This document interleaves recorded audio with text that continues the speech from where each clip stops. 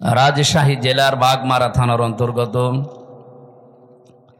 এটা কি জানো, সাদকম নাকি সাদপাড়া, পশ্চিম পাড়া 3 রাস্তার মোড়, জগলো চৌধুরী মসজিদের উন্নয়ন কল্পে যারা এই দেশে জুলুম করেছিলেন মানুষের উপরে, নাম যতই সুন্দর হোক দেখবেন কিছুদিন পরে নামটাও গালি হয়ে যাবে। এখন অলরেডি গালি হয়ে গেছে। কাউকে যদি আপনি রাগাতে চান শুধু বলবেন হাসিনা, রেগে যাবে। হ্যাঁ, আপনি দেখেন, আমি জেলে থাকাকালীন আমার মেয়েটাকে আমি রেখে গিয়েছিলাম 7 মাস। এখন প্রায় 4.5 বছর হয়ে গেল তার বয়স।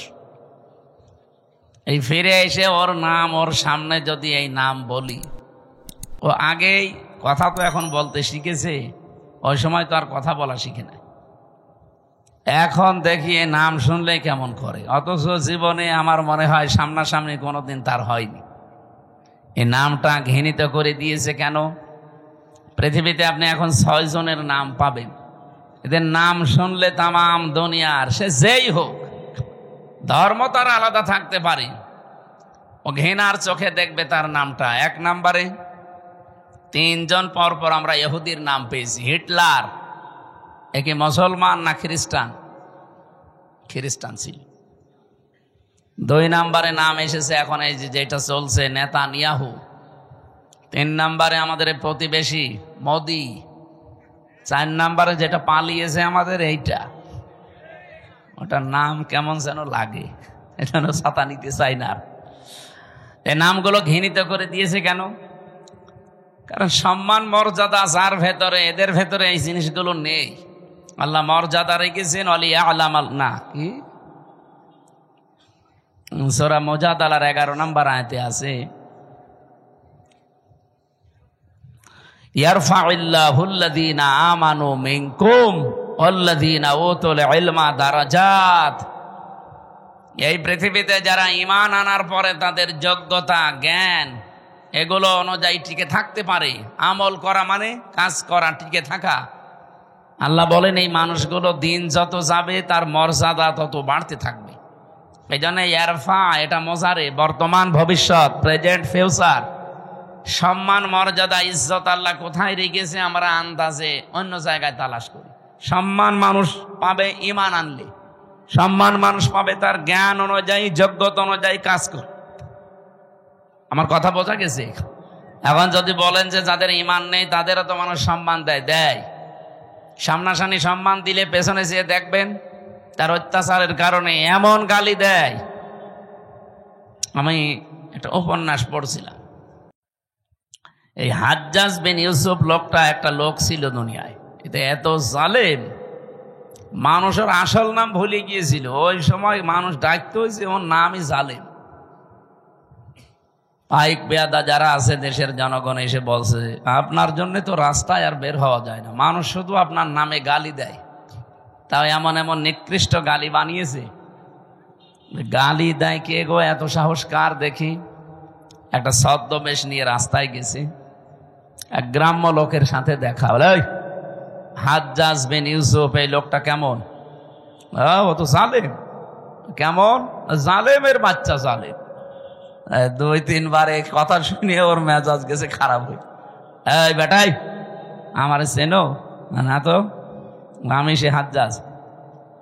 ও আপনি? চিন্তা করছে আমার তো মাথা থাকবে না, ডাক দিয়ে বলছে, বাদশাহ আপনি আমারে চেনেন? না তো, আমি এই গ্রামের ওই লোক যার মাসে 2 দিন মাথা খারাপ হয়, আজকে তোর পয়লা দিন। ও তুই পাগল, কারে ধরলাম? পাগল বলে ওই দিন বেঁচে গিয়েছি, তাছাড়া বাঁচার কথা ছিল। আমরাও এই 15.5 বছর পাগল বলেই বেঁচে আছি। হ্যাঁ, কথা বলছেন? সম্মান মর্যাদা কিসের ভেতরে আপনি এখনো টের পাননি।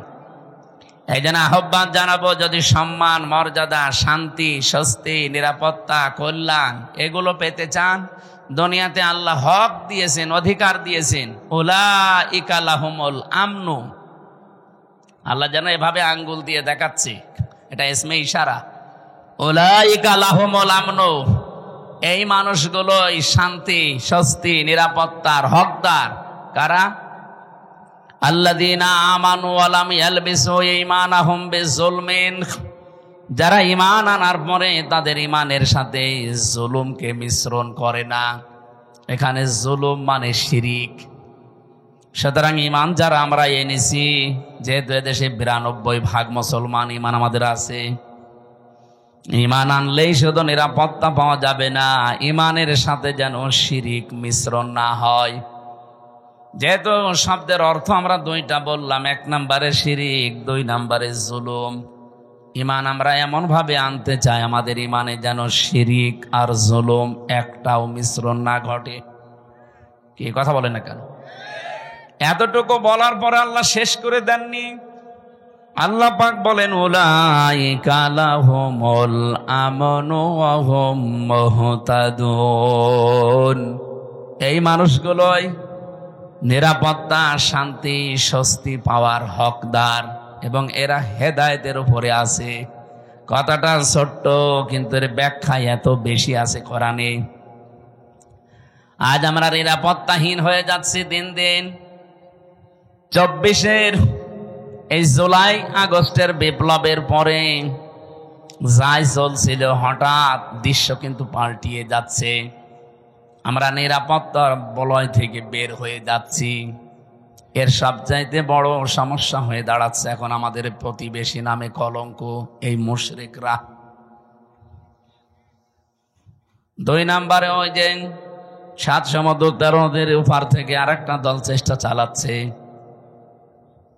এই জন্য নিরাপত্তা যদি আমরা সত্যি পেতে চাই, রাশিয়ার কাছে, চীনের কাছে, আমেরিকার কাছে, ভারতের কাছে পাওয়া যাবে না। আমাদের যেহেতু আরেকটা জগতে বিশ্বাস আসে, সেই হিসাবে বলছি, এই পৃথিবীর ময়দান আমরা নিরাপত্তা পেতে চাই কার কাছে?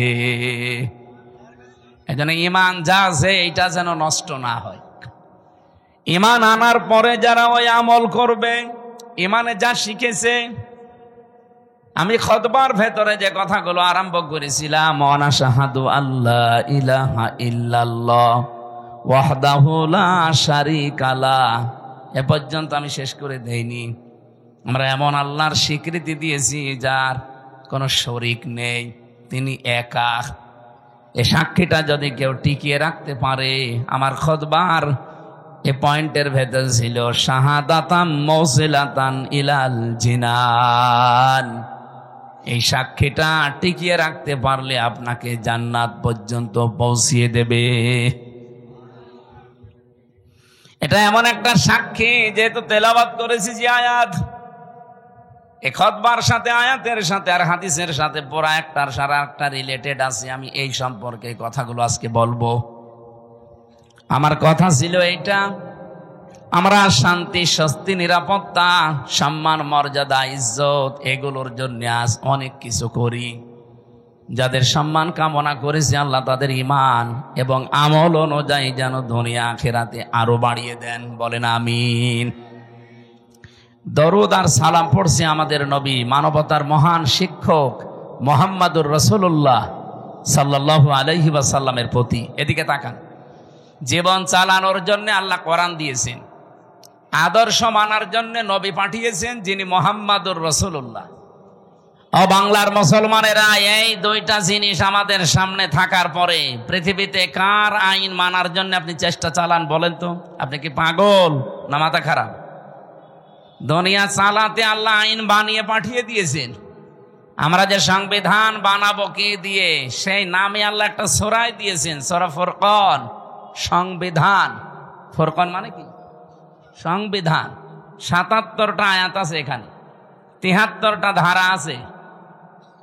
আজকে 318 পৃষ্ঠা নারী সংস্কার যারা করে, নারী কমিশন বানিয়ে 318 পৃষ্ঠার বই লিখে জমা দিয়েছে। কোরআনে কারিমের প্রায় 11টা না 13টা আয়াতের ভুল ধরেছে তারা। আমি আজকে পুরাটা প্রায় 318 পৃষ্ঠা 3 দিন মিলে পুরাটা পড়লাম। এই 318 পৃষ্ঠার ভেতরে আমার মতো ছোট মাথা, তাই আমি 13টা ভুল পেলাম যে কোরআনের ডাইরেক্ট বিরুদ্ধে।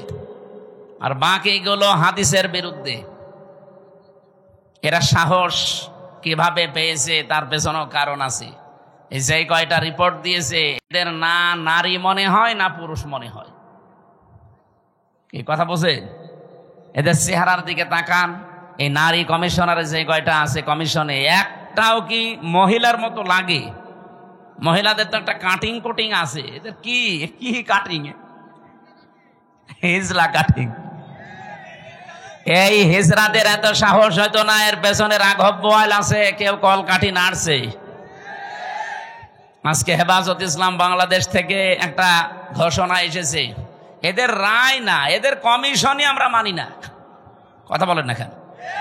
এদের রিপোর্ট পেশ করা দূরের কথা, এ কমিশনই মানি না। এদেশে 92% মুসলমান। ভারতে কোরআনের 26টা আয়াতের বিরুদ্ধে ওরা কেস করেছিল, তাই তামাম দুনিয়া ফুসে উঠেছিল। আর এখানে অলরেডি 13টা আয়াতের বিরুদ্ধে, এটাও তো একটা কেস।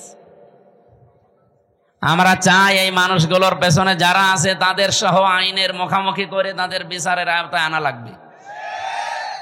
এবং আপনি মানব অধিকারের নাম নিয়ে, বাক স্বাধীনতার নাম নিয়ে, সমান অধিকারের নাম নিয়ে কোরআনের বিরুদ্ধে, হাদিসের বিরুদ্ধে কোনো কথা যদি সামনে কেউ বলে, কোনো বিচার লাগবে না, ওরে মেরে ফেলা লাগবে। হ্যাঁ, কথা বলেন। সময় এখনই যাচ্ছে, এখনো যদি এভাবে ছাড় দিয়ে চলে যান, এ বিপ্লব যেটা এসেছিল, এই বিপ্লব টিকিয়ে থাকা সম্ভব না। এই আয়াতের যেটা পড়লাম না, এই আয়াতের একটু আগে আছে আনাকিমুদ্দিন ওয়ালা তাতাফাররাকু ফি, তোমরা দিন কায়েম করো, এ ব্যাপারে মত পার্থক্য করবা না। দিন কায়েম বাংলাদেশে নেই, আছে? এই আয়াতের ব্যাখ্যা আধুনিক একটা শব্দ বলছি, এদিকে তাকান। দিন যেহেতু কায়েম আমাদের দেশে নেই, যতটুকু দিন আছে ওইটা টিকিয়ে রাখার চেষ্টা করা সর্বাত্মক ভাবে, এইটাও একটা কায়েম। আমাদের দেশে দিন যতটুকু আছে ওইটা টিকিয়ে রাখা লাগবে না? বলেন বলেন। এই যে নামাজ 5 ওয়াক্ত আপনারা মসজিদে পড়েন, এটা দিন না? স্যার তো এটা বোঝাচ্ছিল যে আমাদের নামাজ আছে, অন্তত নামাজটা যেন টিকে থাকে। আমরা প্রকাশ্য কেউ এই দেশে জেনা করি না। কি করি? গোপনে কাপনে যেগুলো আছে ওগুলো বাদ দেন, প্রকাশ্যে যেন এইটা কেউ করতে না পারে। ওরা 3 নম্বর পয়েন্টে লিখেছে, দেহ আমার, সিদ্ধান্ত আমার। এটা যদি মেনে নেওয়া হয়, তাহলে জেনা ব্যভিচার কি গোপনে থাকবে না প্রকাশ্যে শুরু হবে? ওরা 2 নম্বর পয়েন্টে লিখেছে যে এখানে বিবাহের ক্ষেত্রে পুরুষের যে অধিকার আছে, মহিলার সে অধিকার নেই। এটা আল্লাহর সিদ্ধান্ত ঠিক হয়নি, এটা ভুল হয়েছে। এরা আমার মাঝে মাঝে চিন্তা হচ্ছে, পুরা বইটা না পড়লে আমার ভালো হতো। এ পড়ে আমার এখন মাথা খারাপ হয়ে গেছে যে এর সাহস পেল কোথায়। যেহেতু কোরআনে কারিম আমাদের সামনে আছে, সংবিধান হিসাবে পৃথিবীর কারো কাছে কিছু ধার করার কোনো দরকার নেই। আর আদর্শ মানতে গিয়ে যেহেতু নবী নিজে এসেছে আমাদের কাছে, সুতরাং পৃথিবীর কাউকে আদর্শ মানা অন্তত দরকার নেই। এই 2 বিষয়ে আমরা একমত আছি না? এবার আসেন আমরা মূল আলোচনায় যাচ্ছি। সূরা শূরা 13 নম্বর আয়াতের মাঝের একটা অংশ পড়েছি। আমি এতটুকু আয়াত পড়েছি ঠিক, কিন্তু এর ভেতরে যত কথা লুকিয়ে আছে, তাফসীর আকারে কথা বলতে গেলে কয়েক ঘন্টা সময় চলে যাবে এর ভেতর থেকে। আমরা একটা হাদিস পড়েছিলাম, হাদিসের হালকা ব্যাখ্যা করে আমরা আয়াতে চলে যাচ্ছি। হযরতে আবু যর রাদিয়াল্লাহু তাআলা আনহু থেকে বর্ণিত, বিশ্বনবী মুহাম্মদুর রাসূলুল্লাহ সাল্লাল্লাহু আলাইহি ওয়াসাল্লাম দ্বার্থহীন কণ্ঠে তিনি জানিয়েছেন, মানিদ্দাআ মা লাইসা লাহু। ভালো করে শুনুন, যেই জিনিস তোমার না, ওইটা যদি তুমি নিজের কাছে রেখে দাও, আমি আবার বলছি, যেই জিনিস তোমার না রেখে দাও, যখনই নিজের কাছে ওইটা রেখে দেবে, দাবি করবে, ওই দিন থেকে 2টা শাস্তি তোমার শুরু। ফালাইসা মিন্না, 1 নম্বরে ওই দিন থেকে তুমি আমার উম্মত না। আপনি কিছু বুঝেছেন? কত বড় কঠিন হুঁশিয়ারি চিন্তা করেন, নবীর উম্মত থেকে আপনি বের হয়ে গেছেন। আপনি মনে করছেন আমি নামাজ পড়ি, রোজা রাখি, মসজিদে সভাপতির দায়িত্বে আছে, আমি নবীর উম্মত নেই মানে? না, নবী নিজে বলছেন ফালাইসা মিন্না। যার বালাগাত মানতেক বসে আরবি গ্রামারে ফা শব্দটা 19টা অর্থে আসে। আগের শব্দ যদি কারো ভেতরে থাকে, আগে যেটা নবীজি বললেন ওটা যদি কেউ দুনিয়ায় মেনে চলে, পরের যে হুকুম তার উপরে 100 ভাগ কার্যকর হবে। যেহেতু ফা না দিলে আমি হাদিসও পড়তাম না, এ ফাটা দিয়ে আমিও ঝামেলায় আছি। যে জিনিস যার না, ওইটা যদি কেউ দাবি করে নিজের আয়ত্তে নিয়ে নেয়, প্রথম শাস্তি শুরু হয়ে যাবে ওই দিন থেকেই। সে আর নবীর উম্মত থাকবে না। বাংলার মুসলমানেরা যদি নবীর উম্মত আপনি থাকতে না পারেন, হয় আপনি ইহুদি, নাই খ্রিস্টান, নাই মুশরিক। এক কথা বলছেন না? 4,500 লোক বাস করে, 4,500 ধর্মের লোক বাস করে দুনিয়া। এখন 810 কোটি মানুষ এখন পৃথিবীতে বসবাস করছে, মাত্র 175 কোটি আমরা। অন্তত অন্যান্য ধর্মে যারা আছে তারা তো আর নবীর উম্মত দাবি করে না। কয়েকদিন আগে সিঙ্গাপুরে ছিলাম, থাইল্যান্ডে গিয়েছিলাম, মালয়েশিয়া। অন্যান্য ধর্মের লোকদের সাথে আমি যখন রাস্তায় চলাফেরা করেছি গাড়িতে, ইহুদিরা জিজ্ঞাসা করি যে আপনার নাম কি? নাম শুনেই আমি বুঝেছি যেটা ইহুদি। যখনই বলছে আপনার নবীর নাম কি, হোয়াট ইজ ইয়োর প্রফেট, নাম জিজ্ঞাসা করলে বলে যিশু। যিশু মানে ঈসা আলাইহিস সালাম। আমরা যাকে হযরতে ঈসা নবী বলি, ওরা যিশু বলে ডাকে খ্রিস্টানরা। ইহুদিদের কাছে যদি বলা হয় আপনার নবীর নাম কি, বলে যোসেফ। যোসেফ মানে মুসা আলাইহিস সালাম। হযরতে মুসাকে ওরা যোসেফ বলে ডাকে। ইব্রাহিম নবীর নাম তারা পাল্টিয়ে আব্রাহাম বলে। কি বলছেন? কথা বুঝেন? এখন বলেন তো, যারা যোসেফ বলে ডাকছে, আমি ইহুদির সাথে মিশে প্রথমে ধরতেই পারি না যে ওটা ইহুদি। এত বড় বড় দাড়ি, জুব্বা একেবারে পা পর্যন্ত, পাগড়ি মাথায় দেওয়া একেবারে গোল করে, এইদিকে সামনে পেছনের কান্দে 4-5টা সাওয়াল পাওয়াল চলতেছে। ওর স্ত্রী পাশে, হাত মোজা পা মোজা পরা, এমনকি মাথার উপরে দিয়ে নেকাব দেওয়া, একেবারে খাস পর্দা। দেখে বোঝার উপায় নেই যে ইহুদি। আমার মনে হচ্ছে বড় কোনো আলেম হবে। নাম শুনেই যখন বুঝেছি যে না, এ তো ইহুদির নাম। শুধু নাম শুনেই বোঝা না, নাম জিজ্ঞাসা করার পর আমি নবীর নাম জিজ্ঞাসা করি। নবীর নাম বললেই কেউ বলে যোসেফ, মানে ওটা ইহুদি। যিশু তার মানে খ্রিস্টান। অন্যান্য ধর্মের নবী যারা আছে, ওরা ওদের নবীদের নবী বলতে ওদের ধর্মগুরুর নাম বলে, আর এরা সরাসরি নবীরই নাম বলছে, যে যিশু, যোসেফ, আব্রাহাম। ডেভিড বলে ডাকে দাউদ নবীকে তারা, ডেভিড। এবার আপনি যে প্রশ্নের জবাব দিতে পারবেন এখান থেকে, এই ইহুদি, এই খ্রিস্টান, এই মুশরিক, এই বৌদ্ধ যারা আছে, ওরা কোনোদিন বলবে যে আমার নবীর নাম মুহাম্মাদুর রাসূলুল্লাহ? বলেন বলেন। তাহলে নবীজির হাদিস ছিল কি? যারা নিজের না এরকম জিনিস নিজের আয়ত্তে নিয়ে নেন, ওই দিন থেকে আপনি আর নবীর উম্মত নেই। কথাটা এখন আপনি ক্লিয়ার না, এই জন্য আপনার কিছুই মনে হচ্ছে না। আমি পড়ি আমার ভয় লাগে। 2 নাম্বারটা তো আরো কঠিন, বলে তাবাওয়া মাকআদাহু মিনান নার। সে যেন জাহান্নামে নিজের একটা স্থান তৈরি করে নিল। বাংলাদেশ সহ বিশ্বের দিকে তাকান, আজ কত মানুষ যেটা তার না জোর করে নিজের আয়ত্তে নিয়ে নিচ্ছে। এই যে ইসরায়েল, বলেন তো 1940 সালে তাদেরকে থাকতে দিয়েছিল খালি গায়ে খালি পায়ে। শয়তানরা সারা দুনিয়ার কেউ তাদের ন্যায় নিয়ে ইহুদিদের। আমরা যেমন আজ রোহিঙ্গাদের থাকতে দিয়েছি দয়া করে মানবতার খাতিরে, এরা 1940 সালে এদের খালি গায়ে খালি পায়ে থাকতে দিয়েছিল। অথচ শয়তানরা এখন তাদেরকে বাড়ি ঘর থেকে উৎখাত করে দখল করে নিচ্ছে। এ কথা বলছে না কেন? এখান থেকে একটা কথা আছে কোরআনে সূরা ইউনূসের 99-100 নম্বর আয়াতে, ওয়ায়াজআলুর রিজসা আলাল্লাযীনা লা ইয়াকিলুন। কোন মানুষ যদি তার বিবেক জ্ঞান অনুযায়ী সিদ্ধান্ত নিতে না পারে, বিবেক অনুযায়ী যদি এই লোকটা কাজ না করে, তাহলে ভুল সিদ্ধান্ত তার উপরে আল্লাহ চাপিয়ে দেয়। এই নেতানিয়াহু নামে এই শয়তান, এই কোলাঙ্গার, এই জঘন্যতম পৃথিবীর মানুষ নামে একটা কলঙ্ক এই লোকটা তার নিজের ইচ্ছা মেটাতে গিয়ে আজ যে ভুল সিদ্ধান্ত নিয়েছে, এটার কারণে আজ পুরা ইসরায়েল দাবানল চলছে। ওরা 108টা মেশিন ফিট করেছে, উন্নত পানি দিচ্ছে, কত স্প্রে দিচ্ছে না, জাহাজ পর্যন্ত পুড়ে ছাই হয়ে যাচ্ছে। কারণ এই আগুন তো আর হামজা লাগায়নি, কে লাগিয়েছে? কারণ আল্লাহর সিদ্ধান্তের বাইরে অবস্থান নিয়েছেন।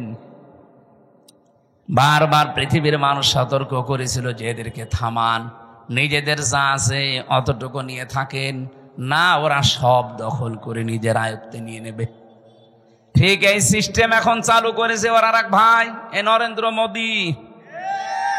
আমাদের বাপ দাদাদের দেওয়া হাজার হাজার বিঘা জমি জায়গা, যেগুলো মসজিদ, মাদ্রাসা, খানকা, ঈদগাহ, গোরস্থানের জন্য ওয়াকফ করা ছিল, ওই শয়তানরা এখন এসে ওইগুলো সব একটা অবৈধ আইন পাশ করে সব দখল করে ভেঙ্গে গুড়িয়ে দিচ্ছে। গোবিন্দ পরামানিক গত পরশুদিন দেখবেন একটা লাইভ করেছে, হিন্দু মহাজোটের মহাসচিব এই লোকটা গোবিন্দ চন্দ্র পরামানিক। উনি লাইভে বলছিল যে এই মোদী নামে এই মাতালটাকে হিন্দু সম্প্রদায় যারা পৃথিবীতে আছেন তারা একে থামান। এই মাতাল যা করছে পৃথিবী বসবাসের অযোগ্য হয়ে যাচ্ছে। অলরেডি ভারতে দাঙ্গা লাগিয়ে দিয়েছে। কি কথা বলছেন এখন? যেহেতু প্রতিবেশী তো এ বাতাস আসলো বলে দেশে, কারণ ওদের সাথে কারোর মিল নেই। আপনি দেখেন ভারতের সাথে এই যে মালদ্বীপ, নেপাল, ভুটান, পাকিস্তানের তো নেই। আফগানিস্তানের সাথে একটা বর্ডার ছিল, তাও মিল নেই। মায়ানমারের সাথে মিল নেই, চীনের সাথে মিল নেই। আমাদের সাথে মিল ছিল, বুবু ছিল, বুবু নেই, মিল নেই। বুবু ওখান থেকে যে কি করছে, জামিল মহব্বত একটু হয় আবার কেটে যায়। এজন্য কারোর সাথে যেহেতু ওদের সম্পর্ক ভালো না, মিল মহব্বত নেই, এই জন্য আমার মনে হচ্ছে এই বাতাস এই দেশেও আসলো বলে।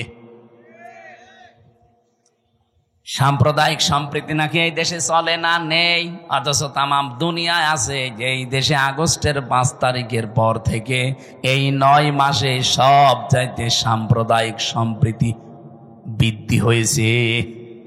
এতদিনও হয়তো হতে পারেনি শুধু ওদের কারণে। একটা রিপোর্ট পেয়েছিলাম, 100 ভাগের প্রায় 58 ভাগ সম্পদগুলো বুবু এবং তারা যারা আছে দায়িত্বে, তারা হিন্দুদের এবং অন্যান্য ধর্মের মানুষের সম্পদগুলো তারা বিভিন্ন কায়দায় আত্মসাৎ করেছে, মেরে খেয়েছে, বাংলা যেটা বলে। আমি এই রিপোর্ট নিজে বানাইনি, আপনি পত্রিকার রিপোর্টগুলো আমি নিজে নিজে পড়িয়েছি, সেইটা একটু বললাম। যেহেতু এই 9 মাসে এগুলো আর হচ্ছে না, এই জন্য অনেকের মাথা খারাপ হয়ে গেছে যে না, কিছুই তো হয় না, এভাবে চললে তো টিকে যাবে। এই জন্য বিভিন্ন ধোয়া তোলে মাঝে মাঝে। বুবু ওখানে বসে বসে 27টা কুলু তৈরি করেছিল বাংলাদেশকে অস্থিতিশীল করার জন্য, একটাও কাজে লাগে না। কখনো রিকশা লীগ, কখনো আনসার লীগ, কখনো হেলমেট লীগ, বিভিন্ন নাম নিয়ে তারা নামতো যে দেশকে অস্থিতিশীল করে দিলে বিশ্বের মোড়লরা যেন বলতে পারে এই দেশ আর বসবাসের যোগ্য না। আর পাশে আমাদের প্রতিবেশী দাদারা তো আছে। কোরআনে কারিমে আল্লাহ কড়া ভাষা দিয়েছেন, লা তাজিদান্না, লামে তাকিদ নুনে সাকিলা। আল্লাহ বলেন, গ্যারান্টি দিয়ে বলছে, লা তাজিদান্না সাদ্দান্নাসি আদাওয়াতাল লিল্লাযিনা আমানুল ইয়াহুদা ওয়াল্লাযিনা আশরাকু। এই পৃথিবীতে দুইটা জাতি মুসলমানদের জন্য, ইমানদার মানুষদের জন্য ভয়ঙ্কর জঘন্যতম শত্রু হিসাবে কাজ করে যাবে, একটা ইহুদি আর একটা মুশরিক। আপনি তামাম দুনিয়ার দিকে তাকান, মুসলমানদের কিন্তু এই দুইটাই শত্রু এখন জঘন্য। একটা ইহুদি আর একটা কি, এই যে আমাদের পাশে দাদা বাবুরা যারা মুশরিক,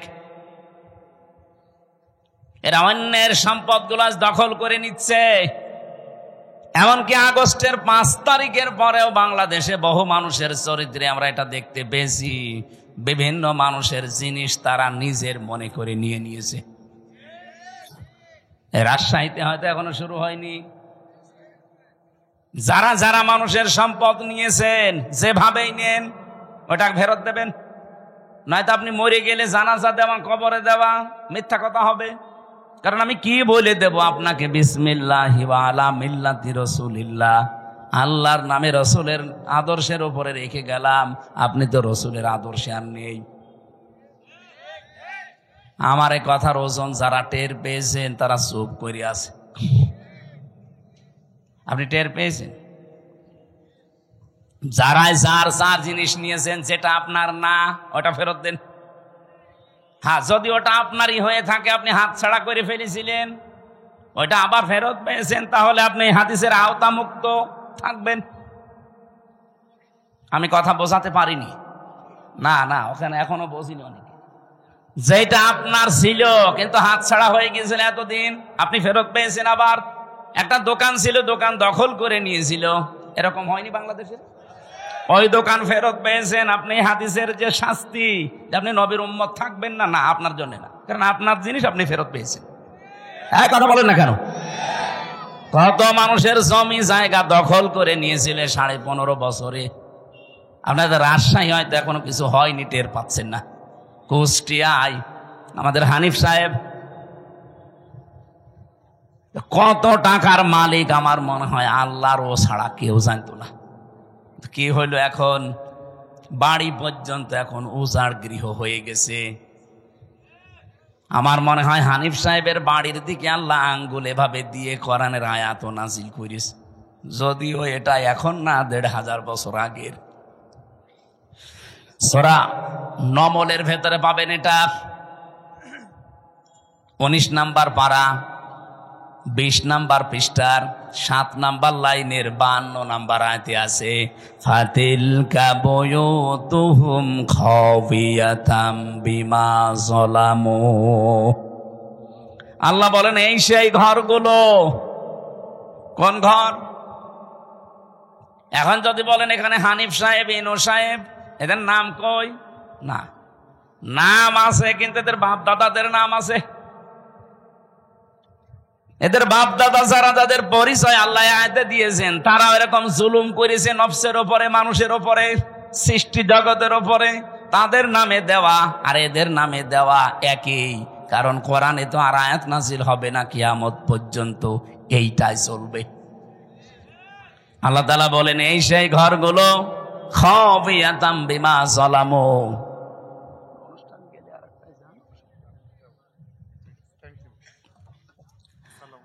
আমার ভাইরা, আল্লাহ যেন নিজে আঙ্গুল দিয়ে এভাবে ইশারা দিয়ে জানাতে চাচ্ছিলেন, হে পৃথিবীর মানুষেরা একটু এই দিকে তাকান। আমি আয়াতটা আগস্টের 5 তারিখের পর থেকে মিলিয়েছিলাম যে হ্যাঁ, মিলে যাচ্ছে। আল্লাহ আমার মনে হয় বাংলাদেশের এই 64 জেলার 630টা থানার দিকে এভাবে দেখিয়েছেন, এই সেই ঘরগুলো। আল্লাহ যেহেতু বাইতুন দেয়নি, বয়ুত বহু বছর, এই সেই ঘরগুলো। কি এই ঘর? কি খাওয়িয়াতান, জনশূন্য হয়ে আছে। একটু দেখো, এটা পরিত্যক্ত করে দিয়েছি। শুধু পরিত্যক্ত না, জনশূন্য না, এটা উজাড় গৃহ হয়ে গেছে। এখানে আর কেউ কোনো আওয়াজ শুনতে পাও? কবরের পাশ দিয়ে গেলে যেমন কোনো আওয়াজ নেই, এই জালেমদের বাড়ির পাশ দিয়ে গেলেও কোনো আওয়াজ পাওয়া যায় না।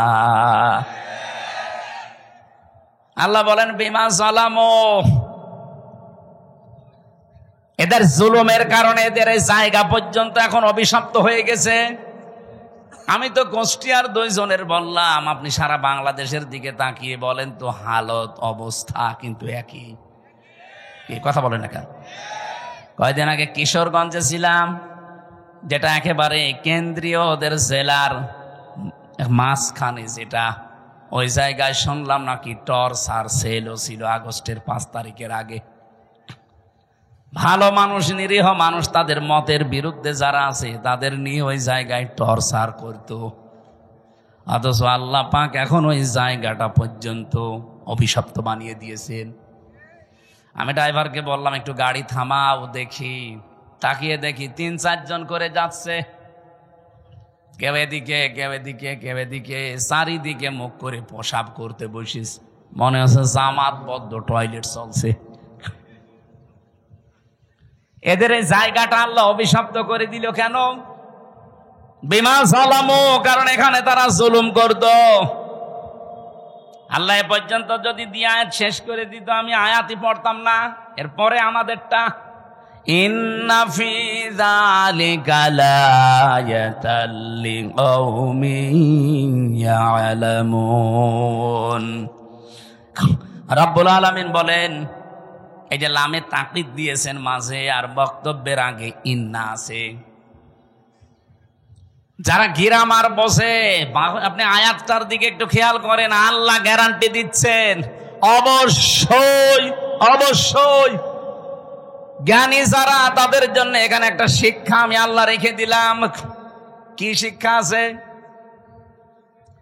জালেমদের এত বড় শিকড় আপনি চিন্তা করতে পারেন? এই বাগমারার ইউনিয়নের, শ্রীপুর একটা ইউনিয়ন না, এই ইউনিয়নের দারওয়ান থেকে শুরু করে সংসদ ভবন পর্যন্ত জালেমদের প্রতি থরে থরে স্তরে সাজানো ছিল লোকজন। আমি নিজে তো ভিকটিম, আমি দেখেছি। রিমান্ডে আমি দেখলাম আমার 8 দল একটার পরে একটা গোয়েন্দা বিভাগের আসতো রিমান্ডে প্রশ্ন করার জন্যে। আমার মনে হয় সব ওরা থরে থরে থরে থরে সাজিয়ে রেখেছিল। মামলার আই ওদের, মামলার পিপি ওদের, জজ ওদের, ম্যাজিস্ট্রেট ওদের, মামলায় যে সাক্ষী ওদের, যে আমাকে জিজ্ঞাসাবাদ করবে রিমান্ডে সে ওদের, যারা অফিসার আছে ওখানে পাহারা দেয়, যারা অত্যাচার করবে তারা ওদের, হুকুম চিনি দিয়েছেন সে ওদের। আমার কি, আমার একজন আছে না, আমার একজন ছিল উকিল, ওর কথা শুনলেও চলে, না শুনলেও চলে, আর ওর কথা শুনতেও না। ও খালি বলার দরকার বলেছি তো, ঠিক আছে আপনি থামেন যান। মামলাটা আমার 30 বার উঠেছে, সিএমএম কোর্ট, জজ কোর্ট, হাইকোর্ট মিলে, কিন্তু 3 বছরে একটা দিনের জন্য জামিন নামে কোনো শব্দ নেই। অথচ এই মামলাটা আগস্টের 5 তারিখের ফলে শুধু তুলতে দেরি, জামিন না খারিজ করে দিয়েছে। অথচ জজ কিন্তু ওইটাই। আমি ওনার খাস কামরায় গিয়ে জিজ্ঞাসা করলাম যে, মাননীয় জজ সাহেব, এই বিচারটা তো 3 বছর আপনার কাছেই ছিল, এতদিন তো বলেননি যে না এই মামলায় জামিন দেওয়া যাবে না, আর এখন যে খারিজ করে দিলেন। হুজুর আমার হাত বাঁধা ছিল, আমি কিছুই করতে পারি নাই, ওই পুতুলের মতো শুধু চেয়ারে বসে থাকতাম। আমি যে আপনাকে 10 দিনের পরিবর্তে 6 দিন আর 2 দিন 8 দিন রিমান্ড দিয়েছিলাম 2 মামলায়, তাই আমার ওপর প্রেশার যে 10 দিনের রিমান্ড দিলেন না কেন? তাহলে আপনার এখানে বসে থাকা দরকার কি? সব তো ওরাই যদি করে। প্রথম মামলার রিমান্ডে নেওয়ার পরে 10 দিন চেয়েছে, দিয়েছে 6 দিন। এই নিয়ে নাকি ওই ম্যাজিস্ট্রেটকে ওখান থেকে অন্য জায়গায় বদলি করে দিয়েছে, যে কেন আপনি 10 দিন দিলেন না। বাস্তব তো এই জন্য বলছি। রিমান্ডের 2য় দিন আমার চোখ বেঁধে কালো কাপড় দিয়ে, পেছনে হাত হ্যান্ডকাপ দিয়ে, মাথায় দড়ি লাগিয়ে, পায়ের সাথে ডান্ডা বেড়ি লাগিয়ে নিয়ে গেল এক অন্ধকার মাটির নিচে ঘরের ভেতরে। আমি বললাম যে কি 10 দিন রিমান্ড চেয়েছিল, অথচ এই অফিসারগুলো একটাও কোর্টে আমার সাথে যায়নি, শুধু মামলার আয়ু আমার সাথে ছিল। আমারে দেখছি ওরা আগে আগে প্রশ্ন করছে যে রিমান্ড চাইলো 10 দিন, 6 দিন দিল, অবশ্যই এই কি ম্যাজিস্ট্রেট, এই ম্যাজিস্ট্রেট মনে হয় আপনার দলের লোক। কি গো, আমার দলের লোক হবে কি করে? জীবনে আমি তার নামও শুনি নাই, তার কোনোদিন দেখিও নাই, আর সে আমাকে চেনে কিনা আমি তাও জানি না। 10 দিন তো আপনারা চেয়েছিলেন, তা আপনি তো ছিলেন না, আপনি কি করে জানলেন? তার মানে ওখান থেকে সবকিছু ম্যাজিস্ট্রেটকে বলে দিয়েছে, যা যা ও তাই তাই করিস। পরে কয়দিন যখন জেলখানায় গেলাম, দেখি ওই ম্যাজিস্ট্রেট ঘুরে বেড়াচ্ছে ভেতরে। কি আপনি এখানে? হুজুর মাফ করে দিয়েন, আমার বউ যৌতুক মামলা দিয়েছে। ঠিক করিস, শয়তান। তোর যৌতুক মামলা দিয়ে এখন তুই জেলে, আমার সাথে এমনি দেয়নি। কোন কারণে আমার এই মিথ্যা তথ্যগুলো লিখে সই করে নিলি? হুজুর আমার যা যা বলতে বলিস আমি তাই তাই করেছি। আল্লাহর কসমে কোরআন হাতে নিয়ে বলছি, বাংলাদেশে শুধু হাসিনা ছাড়া যারা ছিল সব হাত বাঁধা। আপনি যাই বলেন না কেন, ও কাওয়া কাকুরও হাত বাঁধা ছিল। কাওয়া যতই কাকা করুক, যদি একটু মুখ ফসকে সত্যি কথা বলে, ওই দিনই কাওয়ার কর্ম শেষ করে দিত। হয়তো হইল, কাদের কাকু বলা যায়? কাওয়া কাকু।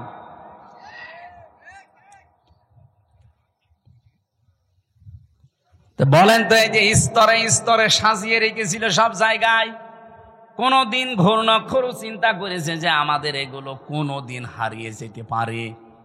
কোরআনে কারিমে আমি আয়াত পড়েছি, সূরা আনআম 7 নাম্বার পারা 12 নাম্বার পৃষ্ঠার 4 নাম্বার লাইনের 45 নাম্বার আয়াতের প্রথম অংশে আছে, ফাকুতিআ দাবিরুল কওমিল্লাযীনা যালামু। রব্বুল আলামিন বলেন, জালেমদের শিকড় কাটা হয়ে গেছে। কেটেছে কে? না না, আল্লাহ না। কতিয়া এটা মজহুল, এর ফাইল জানা নেই। জালেমদের শিকড় যে কাটা হয়ে গেছে, কেটেছে কে?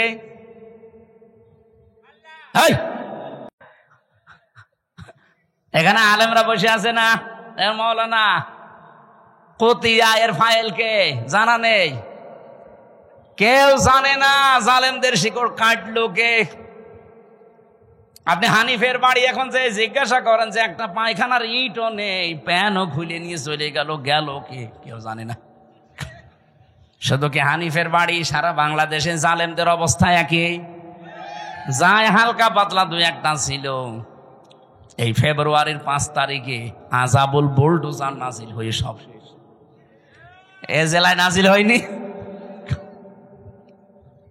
আমার প্রশ্ন ছিল কি বলেন তো, জালেমদের এত বড় শিকড় যদি কেটে ফেলা হয়ে যায়, আগামীতে যারা চেয়ারে বসবেন, কারা বসবেন আমরা জানি না, যারাই বসবেন সাবধান, জনগণের উপরে যেন জুলুম না হয়। তাহলে 5 বছর পরে আপনার বাড়িও শ্মশান হয়ে যাবে। এ পর্যন্ত বুঝেছেন নাকি হাঁ করে আছেন?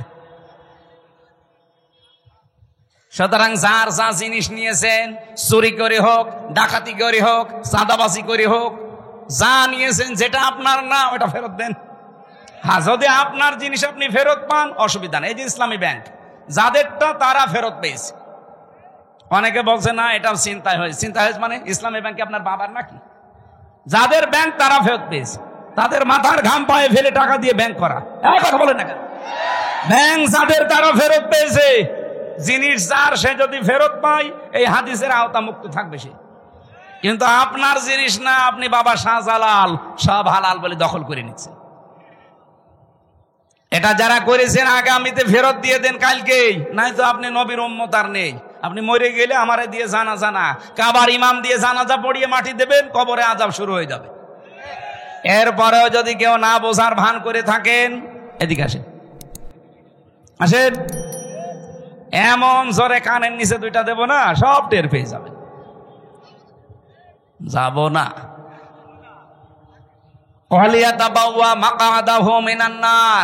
সে যেন জাহান্নামে নিজের একটা স্থান তৈরি করে নিল। আমার তো হাদিসটা পড়ে মনে হয় খাপের খাপ এই দেশে অনেকের জীবনে মিলে যাচ্ছে। আমরা যারা বেঁচে আছি অন্তত আল্লাহ যেন আমাদেরকে বাঁচিয়ে রাখেন, বলেন আমিন। আরে ভাই, আপনার সবার জন্য কথা বলছি, যারা এগুলো করেছেন ফেরত দিয়ে দেবেন। আমি আবার বলছি, হ্যাঁ আপনারটা যদিও দখল করে নেয় এতদিন, ওটা যদি আপনি ফেরত পেয়ে থাকেন আপনি হাদিসের বাইরে থাকবেন। এবার যদি না বোঝেন, আমার আর বাংলায় বলা সম্ভব না, আমি বাদ দিয়ে দিলাম, জান আপনার আয়ু ছেড়ে দিলাম। আমি সূরা মাত্র একটা আয়াতের 5 ভাগের 1 ভাগ পড়েছি। কাবর আলাল মুশরিকিনা মা তাদউহুম ইলাই। এবার তাফসীর আকারে কথা বলতে চাই। সূরা কোন সূরা? সূরা মানে সংসদ। তাহলে সংসদ এই শব্দটার নামে আল্লাহ একটা সূরা দিলেন, অথচ এই 54 বছরে আমরা সংসদে যেতে চাইলেই আমাদের উল্টাপাল্টা কথা বলতো। কি বলতো না? আরে ভাই, সংসদ নামে একটা সূরা আছে, সংসদ চলবে যে জিনিস দিয়ে তার নাম সংবিধান। সে সংবিধান নামে একটা সূরা আছে, নাম কি? ফুরকান। সবগুলো যদি আল্লাহ তৈরি করে দিয়ে থাকে, আমরা যেহেতু কোরআন দিয়ে দেশ চালাতে চাই, জীবন চালাতে চাই, এই কথাগুলো আপনাকে বলতে চাচ্ছি। হ্যাঁ, আপনি সেদিকে ডাক দেন, এই যে কোরআনের দিকে আসো। আল্লাহ রাব্বুল আলামিন যে জীবন বিধান পাঠিয়েছেন, এইটার উপরে দুনিয়াকে চালানোর চেষ্টা করো, দাঁড় করাও। এই কথাগুলো বললে সবচাইতে বেশি খারাপ লাগবে, মন খারাপ হবে, রাগ করবে কারা? কাবর আলাল মুশরিকিন, মুশরিকরা মন খারাপ করবে। মা তাদউহুম ইলাইহি, যেদিকে আপনি মানুষকে ডাকতে চান, এদিকে যদি সত্যিই মানুষকে ডাকেন মন দিয়ে, আপনার কথা শুনে কোনো ইমানদার, কোনো মুসলমান রাগ করবে না, খুশি হবে। আমার ওই যে খুতবার প্রথমে এই কথাগুলো ছিল, অনাশাহাদু আন্না মুহাম্মাদান আবদুহু ওয়া রাসূলুহুল মাবউসু ফিনা বিল হুদা ওয়া দীনিল হাক্কি লিইযহিরাহু আলাল আদিয়ান। আমরা সাক্ষী দিচ্ছি মুহাম্মদ রাসূলুল্লাহর, যিনি আল্লাহর বান্দা এবং রাসূল, আল্লাহ তাকে পাঠিয়েছিলেন দ্বীনে হক দিয়ে, সত্য বিধান দিয়ে, হেদায়েত সহকারে। লিইযহিরাহু আলাল আদিয়ান, দুনিয়ায় যত দিন ধর্ম আছে সব কিছুর উপরে ইসলামকে বিজয় করার জন্য। এজহার মানে কি? আমরা অনেকে মনে করি এজহার মানে নুন সাকিন মিম সাকিনের কায়দা। এটা এজহার মানে স্পষ্ট করা না। এজহার মানে এখানে বিজয় করা, এজহার মানে দাঁড় করানো, এজহার মানে কায়েম করা। এবার আসেন আমরা আয়াতের মূল কথায় যেতে চাই। আপনারা কি চলে যাবেন? হ্যাঁ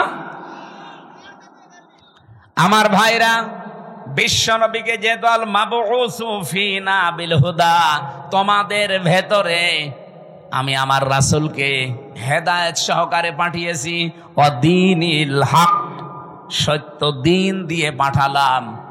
তাহলে নবীজি এসেছিলেন পৃথিবীতে হেদায়েত নিয়ে এবং সত্য দিন নিয়ে। তার কাজ কি ছিল?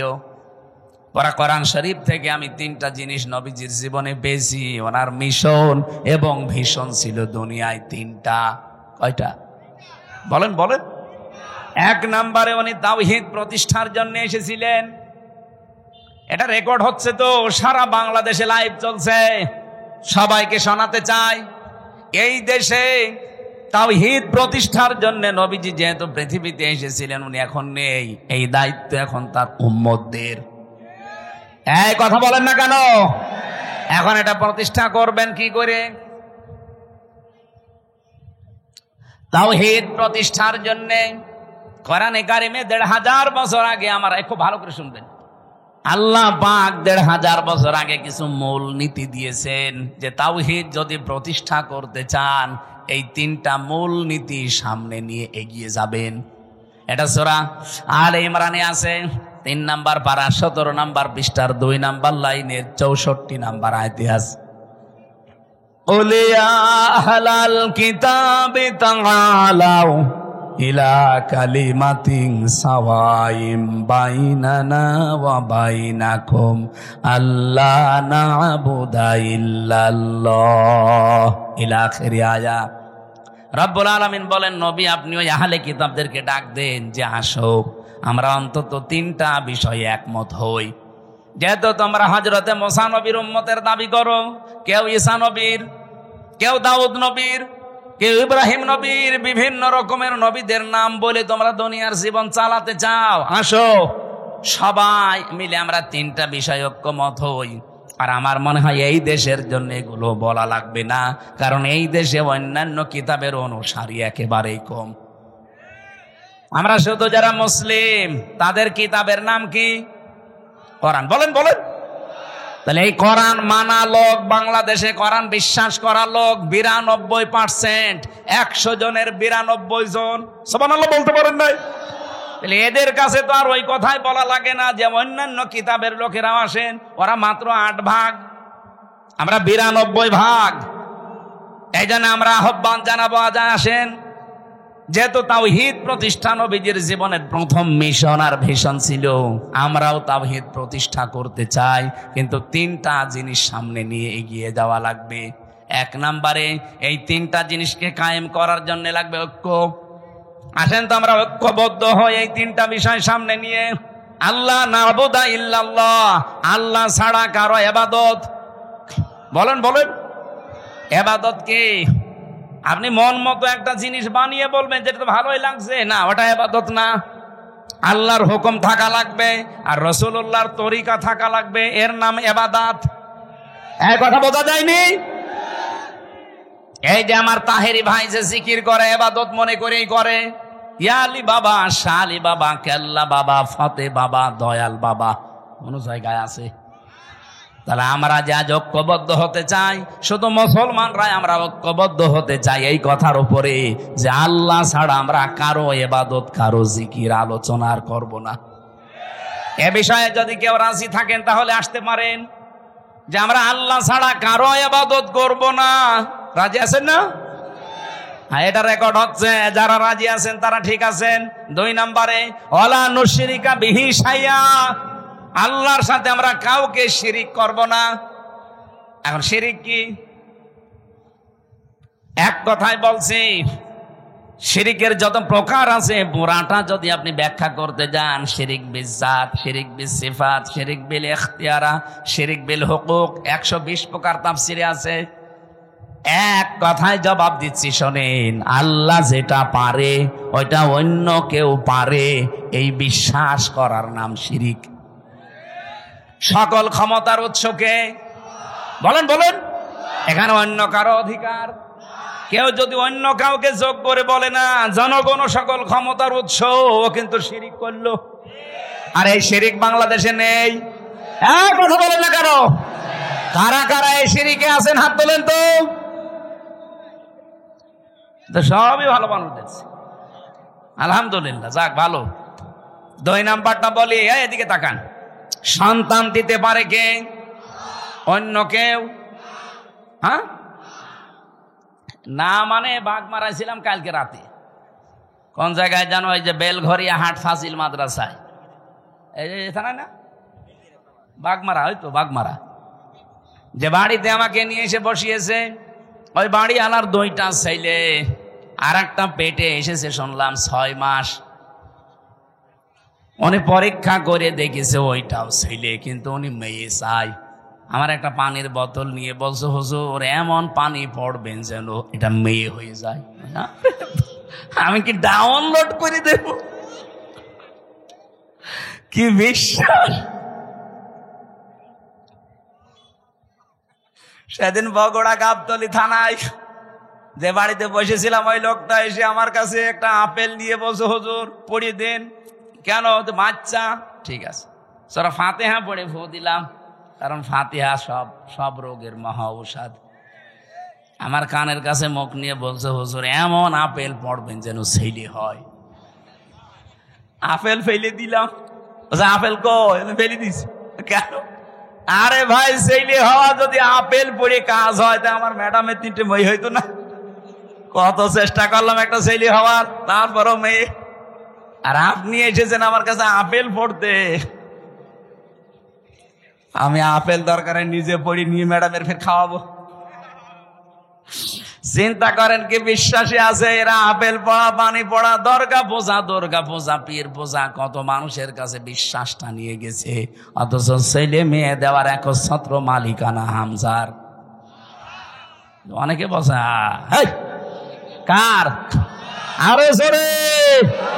তাহলে এক কথায় জবাব কি পেলেন? আল্লাহ যেটা পারে পৃথিবীর অন্য কেউ। সুতরাং মা বোনেরা ভাইরা, বিয়ের পরে 50 বছর ছেলে মেয়ে না হোক, আমাদের জাতির পিতার 86 বছর বয়সে ছেলে হয়েছে, তারপরেও তো তিনি কোনো কবরে মাজারে পীরের কাছে যাননি।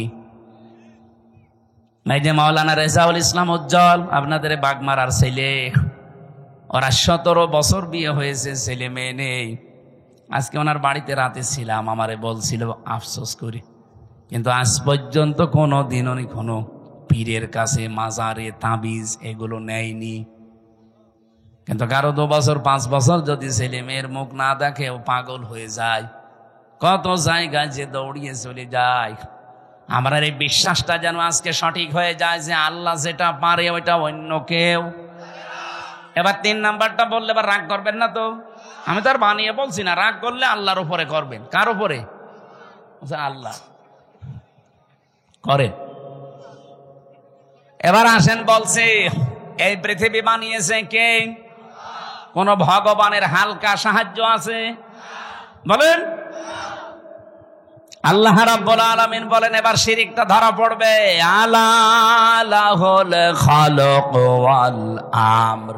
সূরা আরাফের 54 নম্বর আয়াতে আছে মাঝের অংশে যে সৃষ্টি যার, আইন চলবে তার। বলেন না কেন? সূরা আলে ইমরানের 154 নম্বর আয়াতের মাঝের অংশটা একটু দেখবেন। ইয়াকুলুনা হাল্লানা মিনাল আমরি মিন শাইইন কুল ইন্নাল আমরা কুল্লাহু লিল্লাহ। হে নবী, ওরা জিজ্ঞাসা করে যে আইন কানুন আমরা কি বানাতে পারি? আপনি বলেন না, আইন বানানোর ক্ষমতা কার? সুতরাং বাংলাদেশে 92 যারা মুসলমান দাবি করছেন, আল্লাহর পাঠানো আইন এই জমিনে কায়েম বাদ দিয়ে পৃথিবীর কোন মানুষের তৈরি করা আইন যদি কায়েমের জন্য আপনি চেষ্টা করেন, দল করেন, আন্দোলন করেন, আল্লাহর কসম আপনি শিরিক করছেন। নিয়ে আসেন তো, কোন হুজুর নিয়ে আসবেন ভুল ধরতে? নিয়ে আসেন, নিয়ে আসেন। এটা বাংলাদেশ এখন চলছে কিনা বলেন?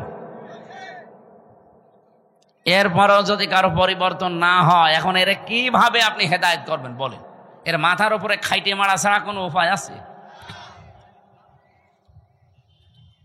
মানুষের মনটা খারাপ হয়েছে আমার এই কারণে যে এত বাংলায় বলছি যে আল্লাহ বানিয়েছে, আইন চলবে তার। আপনি অন্যের আইন এখানে দাঁড় করাতে চান, আপনি তো শিরিক করছেন।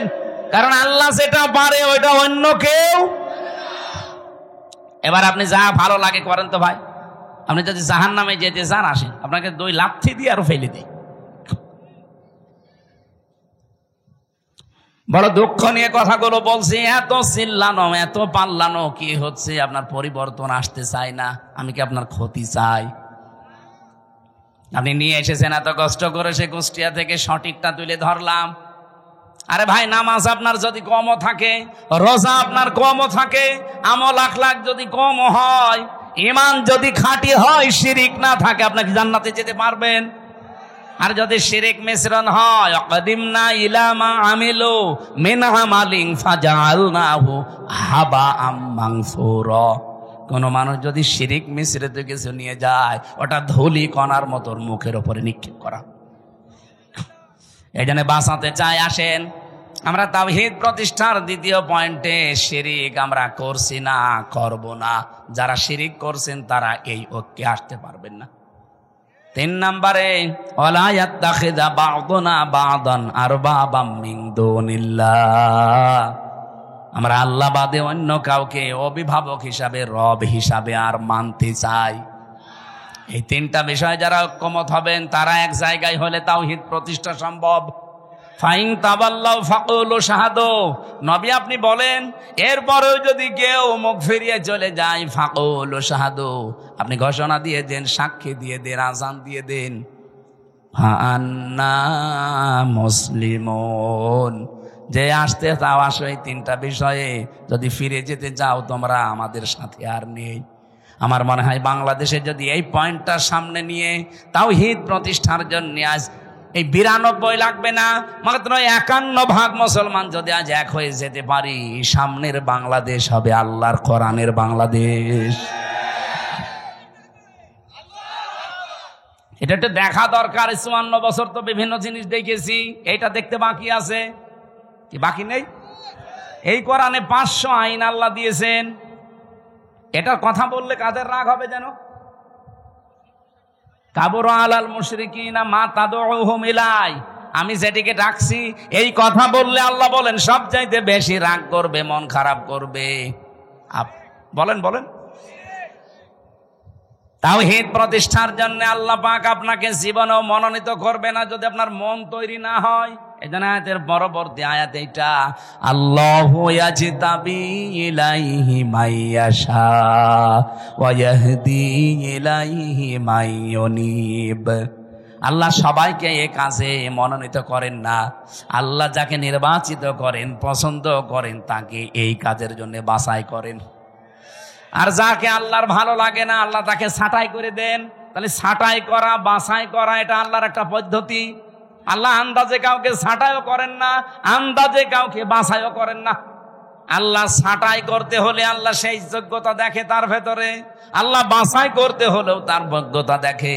সুতরাং আপনি যদি ফিরে আসার মন তৈরি না করেন, জীবনও একামতে দিনের কর্মী হিসাবে আল্লাহ আপনাকে বাছাই করবে না। আল্লাহু ইয়াজতাবি ইলাইহি মাইয়াশা, আল্লাহ পাক বলেন আমি নির্বাচিত করি, আমি বাছাই করি, আমি তাকে নির্ধারণ করি, তাকে পছন্দ করি, তাকে এই মানুষটাকে আমি আল্লাহ আমার নিজের দিনের জন্যে, দিন কায়েমের জন্যে পছন্দ করে রাখি। যখন দেখি ওয়াহদি ইলাইহি মাইয়ুনিব, ওই লোকটা আমার দিকে ফিরতে চায়। আপনার মনই যদি না থাকে, আল্লাহর কথায় আপনার মন তৈরি হয় না, হামসার কথাই হবে। এজন্য মনটা আগে তৈরি করেন। আজ বাংলাদেশে 92% মুসলমানের সবাই এ দেশে ইসলাম কায়েম হোক চাই না। আমি আগস্টের 5 তারিখের আগে একটা জরিপ পেয়েছিলাম, মাত্র 100 জনের 15 জন বলতো আমরা এই দেশে ইসলাম কায়েম চাই। তার ভেতরে এই মীর সাহেব একজন হয়তো। আপনি জিজ্ঞাসা করে দেখেন, আপনি চান না রাষ্ট্রে ইসলাম কায়েম হোক? এরকম মাত্র মানুষ মাত্র সারা বাংলাদেশ মিলে 100 জনের 15 জন। অথচ এই 9 মাসের ব্যবধানে আপনি এই যে এপ্রিল চলছে, আজকে মে মাস না, আজকে 3 তারিখ, এপ্রিলের আমার মনে হয় 29 তারিখের একটা রিপোর্ট পেয়েছিলাম। এটাই যে মাইক্রোসফট দিয়েছে, এটা খ্রিস্টানরা 227টা দেশ নিয়ে তারা এই রিপোর্ট পেশ করেছে। বাংলাদেশ নিয়ে একটা রিপোর্ট এই খ্রিস্টানরা দিয়েছে। এই মাত্র 9 মাসে বাংলাদেশ যে চেঞ্জ হয়েছে, এই দেশে এখন 15 জন না, 100 জনের 77 জন মানুষ চাচ্ছে এ দেশে ইসলাম কায়েম হোক।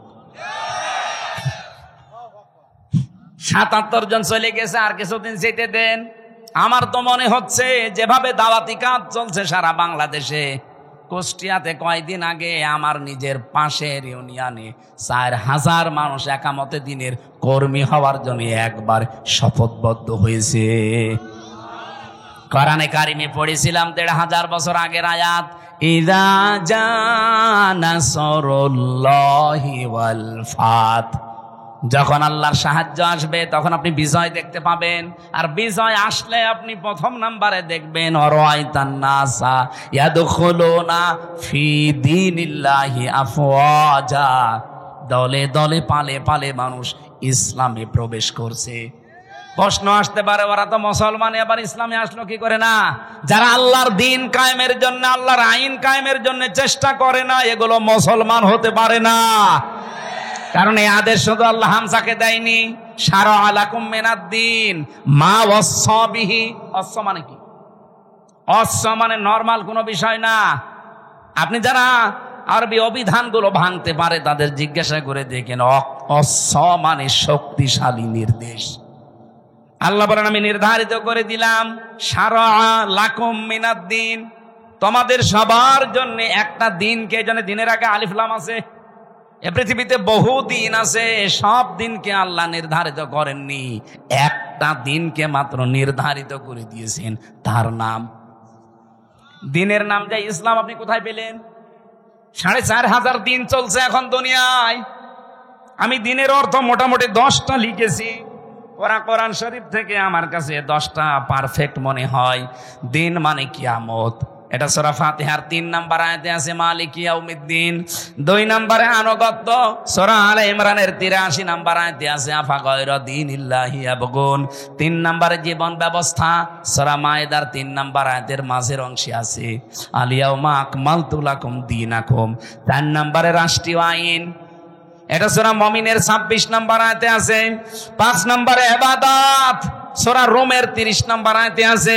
6 নম্বরে মুখ ফিরানো, এটা সূরা নেসার 125 নম্বর আয়াতে আছে। 6-7 নম্বরে বিপ্লব, এটা সূরা নসরের 2 নম্বর, ওই যেটা পড়লাম। দলে দলে পালে পালে মানুষ ইসলাম কায়েমের জন্য দেখবেন ঝাঁপিয়ে পড়বে। আমার পাশের ইউনিয়নে 4000 মানুষ, এতদিন তারা বলতো আমরা মানুষের আইন এই পৃথিবীতে কায়েম করতে চাই, এখন তারা সবাই ফরম পূরণ করে বলছে আমরা আল্লাহর আইন কায়েম করতে চাই। এখন আমাকে বলেছে এই 4000 মানুষকে খাবার দেওয়া লাগবে, অসুবিধা নেই, টাকা তো সারা দেশ থেকে দেবে মানুষ, আমি নিয়ে যে ঢালবো। 7 নম্বরে পেয়েছে চিরন্তন বিধান, এটা সূরা সূরার 13 নম্বর আয়াত, যেটা শারা আলাকুম মিনাদ দ্বীন চলছে। 9 নম্বরে সমস্ত ইজম লিযহিরাহু আলাদ দ্বীনি কুল্লিহি, এটা সূরা সফের 9 নম্বর আয়াত। 10 নম্বরে পেয়েছি স্থায়ী শান্তি, এটার মাঝে যেটা আছে আনাকিমুদ্দিন ওয়ালা তাতাফাররাকু ফি। আমার এই ছোট্ট মাথায় যদি এতগুলো দিন সম্পর্কে কোরআনে থাকে, মীর সাহেবের মতো বড় বড় মাথা যাদের তো আরো আছে। তাহলে আল্লাহর বিজয়, সাহায্য আসলে বিজয় আসবে, এ গ্যারান্টি কার? আর বিজয় আসলে তার নমুনা চিহ্ন সিমটম কি? দলে দলে পালে পালে আফওয়াজা, মানে দলে দলে ফি দীনিল্লাহি, আল্লাহর দ্বীনের ভেতরে। এই যে দ্বীন মানে জীবন ব্যবস্থা, জীবন বিধান, রাষ্ট্রীয় আইন, কতগুলো বললাম না? আল্লাহর জমিনে আল্লাহর দ্বীন কায়েম করা, এটা যদি কারো কাছে রাজনীতি মনে হয়, কারো কাছে ধর্ম ব্যবসা মনে হয়, আপনার কাছে দুনিয়ার কাজ মনে হয়, মনে করেন আমি এইটাই জীবনের আসল কাজ মনে করি। কারণ দ্বীন কায়েম নেই, এই জন্যই ডাকাতি হচ্ছে, এই জন্যই চুরি হচ্ছে, এই জন্যই ছিনতাই হচ্ছে, এই জন্যই ঘুষ চলছে, এই জন্যই ডাকাতি চলছে, জেনা চলছে। 4 বছরের আসিয়া পর্যন্ত বাদ যাচ্ছে না। হ্যাঁ, কথা বলে না কেন? এই আয়াতটা নাজিল হয়েছে কখন? আলেমদের জিজ্ঞাসা করেন। মক্কার জীবনে, মক্কার জীবনটা 4 ভাগ। প্রথম 3 বছর কষ্ট, এরপরে আরো 5 বছর আরো কষ্ট, এরপরে আরো 3 বছর আরো কষ্ট, এরপরে আরো 2 বছর আরো কষ্ট। আপনি 4 ভাগে মিলিয়ে দেখেন ইসলামের ইতিহাস থেকে, এই 4টা ভাগ করলে নবীজির জীবনের সর্বশেষ যে পয়েন্টটা আছে সেই পয়েন্টে কিন্তু আয়াতটা নাজিল হয়। আল্লাহর নবী কষ্ট করেছিলেন সব মিলে কত বছর? 13। বলেন বলেন। 3 বছর আর 5 বছর কত হয়? এরপরে 2 বছর, এরপরে 5, না এরপরে 3, এরপরে 3। প্রথমে 3, এরপরে 5, এরপরে 2, এরপরে 3। এই 13টা বছর তিনি কষ্ট করে, এই এদিকে তাকান, 13 বছর কষ্ট করে শেষ হয়ে যায়নি। 13 বছরের পরে উনি 10 বছর এইটা দিয়ে রাষ্ট্র চালিয়েছিলেন। আমি হিসাব করে মিলিয়েছি, এই বাংলাদেশে অলরেডি আমরা কষ্ট স্বীকার করে ফেলেছি মক্কার এই জীবনের মতো 15 বছর। এই কথা বলুন, অলরেডি 15 বছর আমাদের চলে গেছে কষ্ট স্বীকার করা, মক্কার জীবনের মতোই পার করেছি। আপনি দেখেছেন না কত পক্ষপাতিত্ব ছিল? এমনিতেই কোটা আন্দোলন শুরু হয়েছিল, দেওয়ালে পিঠ থেকে গেছে তাদের। আমি আর এই ভাই 3 জন অনার্স মাস্টার্স করে একেবারে একই রেজাল্ট, শুধু আমাদের দলীয় পরিচয়ের কারণে জায়গা মতো আমারে উঠতে দেবে না। কি এরকম ছিল না দেশে? ওনার দলীয় পরিচয়, উনি ছাত্রলীগের কর্মী, চাকরি হয়ে যাবে। আমি শিবির করি, আমার কোনো চাকরি তো দূরের কথা, রাজাকারের বাচ্চা বলে পেছনে ঠেলে দেবে। এটা শুরু হয়নি, উনি বিএনপি করে, এই জন্য ওনারে গুম করে দেবে। আমার রিমান্ডে যেদিন 8 দিন চলে মাটির নিচে, আমি দেখেছি ছাত্র দলের এক ভাইকে চট্টগ্রামে বাড়ি, ওনার নিয়ে এই নখগুলো তুলছিল। আমারও একটা টিপ দিয়েছিল, এই দেখেন, 3.5 বছর হয়ে গেল এখনো পর্যন্ত এই দাগটা মেটে নাই। আর ওই ভাইয়ের তো পুরা নখ তুলেই ফেলেছে। কি চিৎকার দিয়ে, আমার পাশের ছেলে ছিল, কি চিৎকার দিয়ে কাঁদছিল। ভালো মানুষ নিয়ে গেল, আসার সময় দেখি আর নড়তে পারছে না। এই চোখটা বেঁধে নিয়ে নেয়, প্রথমে পেছনে হাত বেঁধে দেয়, যাবার পর এরকম একটা চেয়ারে বসায়, ক্লিপ দিয়ে আটকিয়ে দেয়, হাত পা আটকিয়ে দেয় ক্লিপ দিয়ে, মাথার সাথে একটা বেল্ট লাগিয়ে দেয় যেন আপনি মাথাও নড়াচড়া করতে না পারেন। একটা সুইচে টিপ মারবে, 1 মিনিটে আপনি 120 বার ঘুরবেন। আমার রিমান্ডে কাছের ঘরের ভেতরে নিয়ে দেখি এসপি ইমরান ওর নাম। এই লোকটা এসে আমার একটা মেশিন দেখিয়ে বলছে যে এইটা দিয়ে আমরা নখ তুলি, এমন ভাবে যে হাত সেট করা আছে, আপনি যা নড়াচড়া বন্ধ, শুধু মেশিনটা এভাবে লাগিয়ে দেয়, একটা টিপ মারার পরে নখগুলো একবারে সব খুলে চলে আসে। আরে ভাই, নখ খুলে আসলে ছেড়ে দিলে বাঁচি না, ওর উপরে লবণ ছিটিয়ে দেয়। আপনারা তো হাত বাঁধা নড়তেও পারবেন না, বলেন তো নখ যদি খুলে নেয়, ফিনকি দিয়ে রক্ত বের হয়, ওর উপরে লবণ ছিটালে কেমন লাগতে পারে? আমার এক চাপে যদি 3.5 বছরে ভালো না হয়, যার নখ পোড়া তুলে ফেলেছে, ওর কি অবস্থা? শিবিরের শফিকুল ইসলাম মাসুদ ভাই, বিশেষ করে দেলাওয়ার ভাই, আমার যে রিমান্ডে নিয়েছিল অফিসার, ওনারও দায়িত্বে ছিল, বলছে ফুটবলের মতো পিটিয়েছি, ওরে খালি লাত দিয়েছি। ওর নাম ডিসি নজরুল ইসলাম মোল্লা, আর একজনের নাম হচ্ছে ডিসি মশিউর। আর আমার দায়িত্বে ছিল আসাদুজ্জামান, কাউন্টার টেররিজমের প্রধান, এই শয়তান গোপালগঞ্জের মাল। ওরা যদি আমি একা একা কোনো জায়গায় পাই না, মুসলমানই দিয়ে দিতে পারবো। শয়তান। দেলাওয়ার ভাইকে যে পিটিয়েছে, সে আমারও দায়িত্বে ছিল। বলছে যে তার আছে, তার গরম করে যখন আগুনে লাল টক টক করে, ওইটা ওর ননু দিয়ে ঢুকিয়েছে।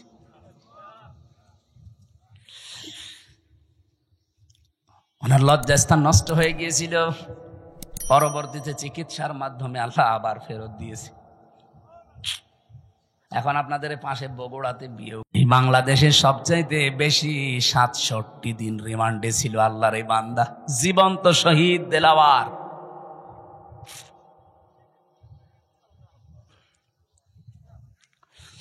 আর আজ শাহীবাসী যেটা বলতে চাই আপনাদের সামনে, ভালো করে শোনেন।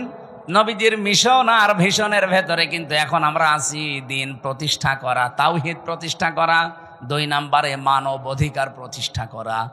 এটা সূরা নেসার 58 নম্বর আয়াতে পাবেন। আর এটা প্রতিষ্ঠা করার জন্য কি কি করা লাগবে আল্লাহ সেইটাও দিয়েছেন। ইন্নাল্লাহা ইয়া'মুরুকুম আন তুআদ্দুল আমানাতি ইলা আহলিহা। তোমাদের যাবতীয় আমানত আল্লাহর নির্দেশ, যত আমানত আছে সব তার প্রাপকের কাছে পৌঁছিয়ে দাও। তাফসির যারা পড়তে পারে তাদেরকে বলছি, বাড়ি যে মেলাবেন, তাফসিরে মারেফুল কোরআনে আমানাত, এখানে ভোট লেখা আছে। আপনি যে দেখবেন 9টা অর্থ লেখা আছে। ভাই আমার মনে আছে, আমি আগে মতো এই জন্য তো তা আদায়ের মাহফিল নিতে চাই না, সাথা এগুলো নিতে চাই না, তো এই কারণে আগামীতে আদায় করা যেখানে এসব সমস্যা আছে আমরা নিয়ে আনবেন না। একটা বিষয়, একটা গুরুত্বপূর্ণ বিষয়, এটা এই ক্লিয়ার না হলে শেষে সকালবেলা তো নিজেরাই ফতোয়াবাজি করবে না, এত কষ্ট করে নিয়ে আসলাম, কি বলে গেল, কি বলে গেল, মানে আপনি টের পাচ্ছেন কি বলছি?